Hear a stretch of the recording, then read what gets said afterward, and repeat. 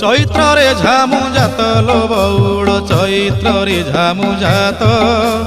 ତେର ଭକତିଆ ଦଣ୍ଡ ଗଡ଼ୁଥିବେ ତେର ଭକତିଆ ଦଣ୍ଡ ଗଡ଼ୁଥିବେ କରିଥିବେ କାଷ୍ଠାବ୍ରତ ଚାଲ ଚାଲ ସଖୀ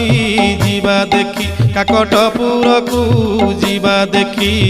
ଅପୁତ୍ରୀ କି ପୁତ୍ର ଅନ୍ଧକୁ ନୟନ ଦିଏ ମା ମଙ୍ଗଳା ଯାଚି ବଉଳ ଲୋ ଦିଏ ମା ମଙ୍ଗଳା ଯାଚି।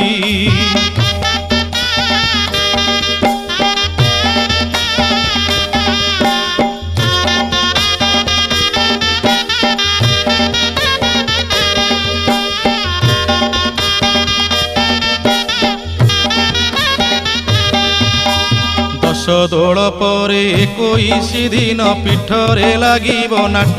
ସଙ୍ଗାତ ଲୋ ପୀଠରେ ଲାଗିବ ନାଟ ଗୁପତ କୋଠିରେ ଦଣ୍ଡ ଝିଅ